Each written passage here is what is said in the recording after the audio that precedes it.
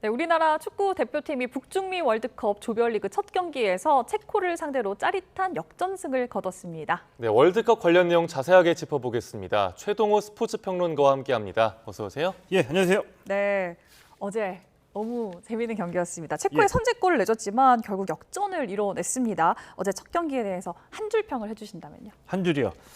한 줄로 평하자면 어제 체코전은 미운 오리 새끼, 백조로 날다라고 표현하고 싶습니다.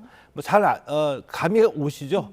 우리 대표팀 그리고 홍명보 감독 월드컵 개막 전까지만 하더라도 대표적으로 홍명보 감독은 국민 비호감이었었죠. 여러 가지 일이 많았었고요. 그리고 전술도 없다. 그리고 우리 대표팀 평가전을 통해서 경기력이 예상보다 약하다. 16강 어렵다. 조별리그 통과할 수 있을까라는 의문을 달았습니다. 그런데 어제 경기를 보고 이렇게 외부에서 많은 비난을 듣고는 있었지만 대표팀과 홍명보 감독은 그래도 자신이 선택한 길을 꿋꿋이 안 보이는 데서 가시밭길을 걸어가면서 준비를 해왔고 준비한 것을 어저께 보여줬다라는 점에서 미운 오리 새끼가 백주로 날다라고 표현하고 싶습니다. 예, 일단 홍명보 감독에 대한 평을 해주셨고 선수들을 보면 어제 한 골과 한 개 도움을 기록한 황인범 선수의 공이 아무래도 컸던 것 같습니다. 그런데 소속팀에서 부상을 입었다가 이번에 좀 늦게 합류했는데 경기력이 치르면서 좀 올라오는 모습이더라고요. 어떻게 보셨어요? 황인범 선수도 한 줄로 얘기하면 황인범 없었으면은 어떡할 뻔했어 이렇게 정리할 수 있거든요. 근데 황인범 선수는 부상을 당해가지고 대표팀에 평가전 할 때 나오지 못할 때마다 모두들 한 입으로 황인범 대체 불가라고 얘기를 했었거든요. 대표팀에서 맡은 역할도 잘 아시는 것처럼 일종의 그 게임 메이커이죠. 공수 연결하고 공격의 출발점이고 한데. 어제 황인범 선수가 이 공격 포인트를 2개, 한 골, 어시스트 1개를 올릴 수 있었던 결정적인 요인 중에 하나는 오른쪽 윙포워드로 출전했던 이강인 선수가 많이 좀 미드필드로 내려와가지고 미드필드 운영에 많은 도움을 줬거든요. 네. 그리고 이 황인범 선수의 파트너로 출전한 백승호 선수도 수비가 좀 안정적인 능력을 보여주는 선수예요. 이렇게 수비에 대한 부담이 조금 줄어드니까 좀 더 공격적으로 황인범 선수가 나설 수 있었던 거죠. 그래서 황인범 선수 동점골 넣고 또 오현규 선수의 골까지 멋지게 어시스트하는 활약을 보여줬습니다. 없었으면 어떻게 할 뻔했습니까? 네. 이강인 선수 얘기하셨는데 이강인 선수 패스 성공률이 굉장히 높았다 이런 기록들도 인터넷에 떠돌더라고요. 네. 예, 뭐 이강인 선수의 특기이자 장기이고 이강인 선수 아니면 할 수 없는 그런 패스들을 어저께 보여줬죠. 황인범 선수의 첫 번째 골도 이강인 선수의 발끝에서 시작이 됐다라고 보고요. 이강인 선수에 대한 플레이에 대해서는 오히려 이제 국내보다도 외신에서 더 높게 평가하는 경향이 있거든요. 그것은 이강인 선수로 시작된 어떤 그 플레이의 어떤 창의적인 면을 보고서 이제 하는 평가인데 이강인 선수도 어제 비록 이제 골이나 공격 포인트는 없었지만 이강인 선수의 플레이로 인해서 우리 대표팀의 공격에 활기를 막 이렇게 불어 넣어주는 이런 역할을 해줬죠. 맞습니다. 그리고 이제 어제 극적인 역전골, 결승골을 이끌었던 오현규 선수 이야기도 좀 해보려고 하는데 경기 당일 아침에 고열이랑 설사 때문에 컨디션이 굉장히 안 좋았던 상황이라고 하더라고요. 컨디션이 어떻게 회복된 건가요? 그러니까 이 고열에다가 발열까지 있었고요. 컨디션이 굉장히 안 좋았다고 합니다. 그런데 이 자기 몸의 컨디션에 대한 것을 이제 그 팀 닥터에게 얘기를 했고요. 이제 상의를 해보니까 팀 닥터는 오현규 선수 이전에도 이런 비슷한 증상이 있었던 선수들이 있었고 고지대에 올라가서 나타날 수 있는 어떤 그런 이런 병세들에 대해서 미리 준비를 했었기 때문에 준비한 대로 처치를 해가지고 컨디션이 좋아져서 결국에 출발할 수 있었던 거죠.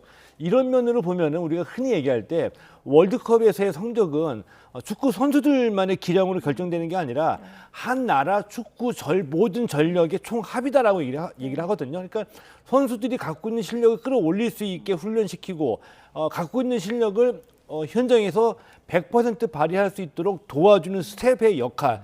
그것이 이제 고지대 적응 훈련 이번에 100% 효과를 발휘했고요.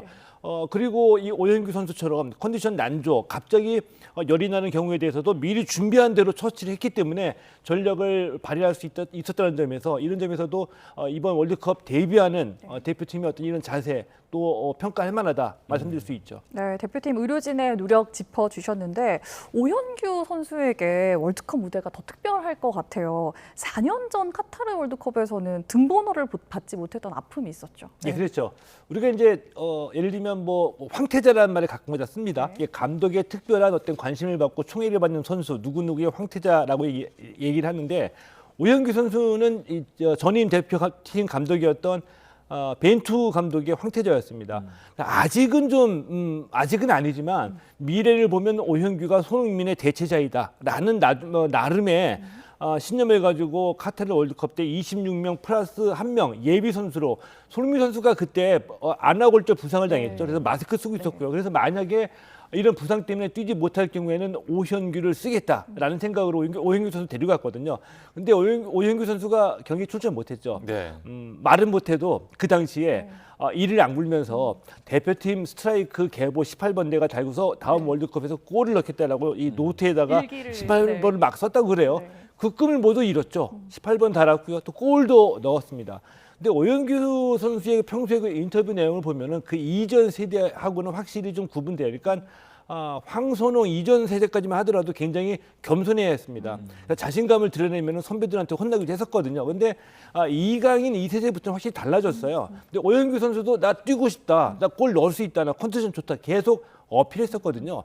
이런 것이 이제 뭐 자신감의 표시이기도 하고 절실함이 어저께 나왔다라고 봅니다. 네, 조금 네. 전 말씀하셨는데 4년 전 오현규 선수가 YTN과 인터뷰에서 당시 심경을 전하기도 했는데요. 잠시 들어보겠습니다. 이때 사실 저희 모든 선수가 유니폼에 등번호가 있었고, 네, 저만 없었는데, 예. 사실, 뭐랄까, 좀, 마음으로는 좀 속상하기도 했고요. 네, 그럼요. 자꾸 안 보려고 해도 제 유니폼에 시선이 가더라고요. 저한테, 제 자신이. 네, 그래서 다음 월드컵에는 꼭 등번호를 달고 와야겠다. 네, 이런 생각을 정말 많이 했던 것 같아요. 수만 번 한 것 같아요. 그래서 수만 번. 다음 월드컵을 더 기약하게 되고 더 네, 동기부여를 찾게 되는 네, 그런 시간이었던 것 같습니다. 네, 방금 들으신 오현규 선수의 다짐이 이제 현실이 됐고 골까지 넣으면서 네, 날아올랐습니다. 오현규 선수가 이번 대회에서 어느 정도 활약할 거라고 예상하셨어요? 이것도 한 줄 평으로 할까요? 이럴 줄 알았다라고 할 수 있어. 이거 골 넣어서 지금 드리는 말씀은 아니고 뭐 저뿐만이 아니라 많은 분들이 우리 대표팀에서 누가 골을 넣을 것 같으냐라고 질문을 받으면 오현규라고 답하신 분들이 굉장히 많이 있었죠. 자, 그만큼 월드컵 개막전에 소속팀에서 가장 컨디션이 좋고 골을 많이 넣었던 선수가 바로 오현규 선수였습니다. 그래서 이제 기대를 넣었던 거고요. 다만 저는 이제 오현규 선수의 그 쓰임새와 관련해서는 손흥민 선수가 원톱으로 최전방에 올라가느냐 아니면 왼쪽 윙포워드로 서느냐에 따라서 위치가 달라지는데 네. 조규성 선수하고 계속 경쟁했었죠. 조규성 선수도 골 감각이 좋았었고요. 그래서 골 감각이 좋은데 이 감독으로서는 후반전에 어떤 마지막 그 승부 카드를 갖고 있어야 되거든요. 선발로 내보내느냐 아니면 후반에 조커로 내보내냐를 두고서 감독으로서는 아마 고민을 했을 텐데 조규성 선수보다는 오현규 선수를 먼저 넣었다는 점에서 다음 경기에 오현규 선발, 뭐 조규성 이 조커를 또 예상해 볼 수는 있겠죠. 네. 이제 어제 경기에서 숨은 MVP를 꼽자면 골키퍼 김승규 선수가 아닐까 싶은데 어제 신들린 선방을 보여줬습니다. 김승규 선수가 없었으면 경기 질 수도 있었던 상황이죠. 그렇죠. 한 2골 정도 막아냈다고 봅니다. 그래서 김승규 선수의 선방이 체코 감독에게는 좌절감을 줬죠. 조금 좀 열받았던 것 같아요. 그래서 경기 끝나고 인터뷰할 때 어떻게 그런 걸 막아내느냐라고까지 좀 얘기를 했습니다. 네. 어떻게 그걸 지금 보시는 장면인데요. 네. 저 이 슛을 멀리서 쏜 게 아니라 바로 앞에서 쐈죠. 그걸 막아낸 겁니다.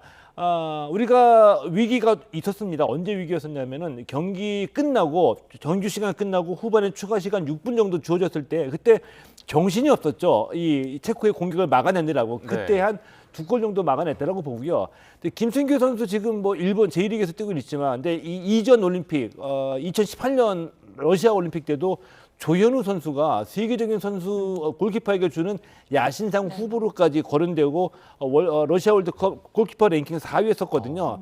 근데 우리나라도 월드컵 때마다 좋은 이번에 김승규 선수처럼 또 조현우 선수처럼 좋은 골키퍼 실력을 보여주는 선수들이 많이 있었는데 다른 포지션은 유럽으로 많이 진출하는데 유독 골키퍼 포지션에서는 실력을 인정받았음에도 해외로 유럽으로 진출하는 선수들이 좀 없었다는 점에서 좀 아쉬운 면, 평가 절하받고 있다는 면도 느낌도 들었는데 이번에 월드컵에서 또다시 김승규 선수의 이런 그 선전으로 인해서 후배 골키퍼들에게는 유럽에서 뛸 수 있는 기회가 좀 주어지기를 좀 바라봅니다. 네, 우리 골키퍼들의 유럽 진출도 함께 응원하도록 하겠습니다.